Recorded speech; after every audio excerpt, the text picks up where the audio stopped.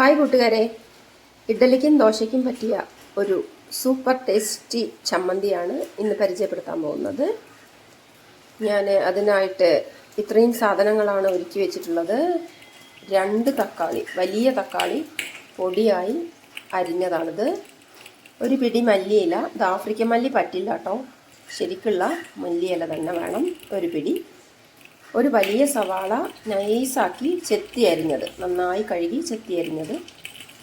1.5 teaspoon മുളക് പൊടിയാണ് എടുത്തിട്ടുള്ളത്. പിന്നെ ഒരു 1/2 ടീസ്പൂണ് ഉപ്പും.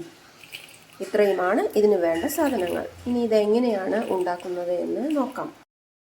ഒരു പാൻ അടുപ്പത്ത് വെച്ചിട്ടുണ്ട്. അതിലേക്ക് ഞാൻ വെളിച്ചെണ്ണയാണ് ഒഴിച്ചു കൊടുത്തിട്ടുള്ളത്. 1.5 ടീസ്പൂൺ വെളിച്ചെണ്ണയാണ് ഒഴിച്ചു കൊടുത്തിട്ടുള്ളത്. ഇത് ചൂടായി വരുമ്പോൾ നമ്മൾ ഈ അരിഞ്ഞു വെച്ചിട്ടുള്ള സവാളയാണ് ആദ്യം ഇട്ട് കൊടുക്കുന്നത്. ഇത് ഒരുവിധം ബ്രൗൺ നിറം ആകുന്നത് വരെ നമ്മൾ എന്ത് ചെയ്യും, ഇളക്കി കൊടുക്കും. ഇത് വേഗം ബ്രൗൺ നിറം ആകാൻ വേണ്ടി ഈ ഉപ്പിനെ നമ്മൾ ഇതോടൊപ്പം ചേർത്ത് കൊടുത്തിട്ട് ഇളക്കി കൊടുത്താൽ മതി. വളരെ പെട്ടെന്ന് തന്നെ ഇതിൻ്റെ കളറൊക്കെ മാറി മൊരിഞ്ഞു വരും. ഇപ്പം ഇതിൻ്റെ നിറമൊക്കെ മാറി വന്നിട്ടുണ്ട്. ഇതിലേക്ക് തക്കാളിയാണ് ചേർത്ത് കൊടുക്കുന്നത്, അരിഞ്ഞു വെച്ചിട്ടുള്ള തക്കാളി. ഈ തക്കാളിയും നന്നായിട്ട് മൊരിയണം, അല്ലെങ്കിൽ ഈ ചമ്മന്തിക്കൊരു പച്ചമണമായിരിക്കും. തക്കാളി ഇപ്പം നന്നായി മൊരിഞ്ഞു വന്നിട്ടുണ്ട്. അപ്പോൾ ഇപ്പോൾ നമ്മളിതിൽ ചേർത്ത് കൊടുത്തത് വലിയ സവാള അരിഞ്ഞതും തക്കാളി അരിഞ്ഞതും ഉപ്പും വെളിച്ചെണ്ണയുമാണ്. ഇനി നമ്മൾ തീ ഓഫ് ചെയ്യണം. ഓഫ് ചെയ്ത ശേഷം ഒരു സെക്കൻഡ് വെയിറ്റ് ചെയ്തിട്ട് ഈ പൊട്ടൽ ഒന്നും കൂടെ കുറഞ്ഞു വരും ശബ്ദം.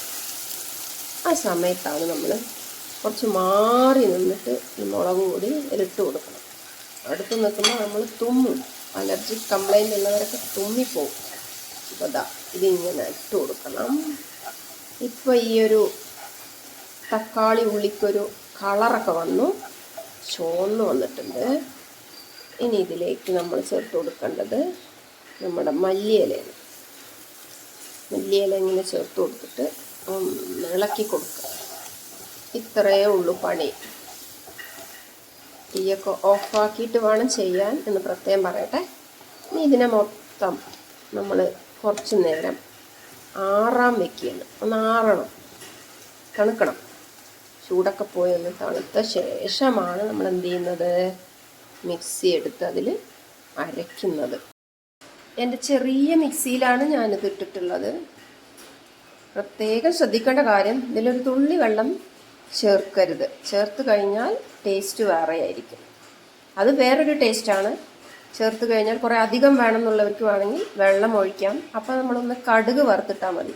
ഇതിന് ഇനി ഒന്നും ചേർക്കേണ്ട ആവശ്യമില്ല. ഇത് നമുക്ക് നന്നായിട്ട് പേസ്റ്റ് പോലെ ഒന്ന് അരച്ചെടുക്കാം. നല്ല പഞ്ഞി പോലത്തെ ഇഡ്ഡലിയുടെ കൂടെ വേണം ഇത് കഴിക്കാൻ. അപ്പോൾ ഇഡ്ഡലി നന്നായാലാണ് ചമ്മന്തിയും ഉഷാറാവുക. അപ്പോൾ പാലക്കാടൻ പഞ്ഞി ഇഡ്ഡലി ഞാൻ നിങ്ങളെ പരിചയപ്പെടുത്തുന്നതാണ്. അടുത്ത വീഡിയോയിൽ അത് ചെയ്യാൻ ശ്രമിക്കാം. വെളിച്ചെണ്ണയിലാണ് കേട്ടോ ഇത് അരയണത്. ആ 1.5 ടീസ്പൂൺ നമ്മൾ വെളിച്ചെണ്ണ ഒഴിച്ചില്ലേ, അതിലാണ് ഇത് അരയണത്. ഇതിൽ വെള്ളമില്ല. ഇനി ഇത് ഒന്ന് കറക്കിയ ശേഷം ഒന്ന് സ്പൂണ് വെച്ചൊന്ന് ഇളക്കി കൊടുത്ത ശേഷം വീണ്ടും ഒന്ന് അരച്ചു കൊടുത്താൽ മതി. ഇപ്പോൾ ഇത് നല്ലപോലെ അരഞ്ഞു വന്നിട്ടുണ്ട്. അത് നമുക്കൊരു പാത്രത്തിലേക്ക് മാറ്റി കൊടുക്കാം. ഇത്ര കട്ടി ഉണ്ടാവണം. വെള്ളം ഒഴിച്ചാൽ ഈ ഒരു ഷേപ്പ് ഇതിന് ഉണ്ടാവില്ല. ഇതൊരു നുള്ളു മതി നമ്മുടെ ദോശയ്ക്കും ഇഡ്ഡലിക്കും.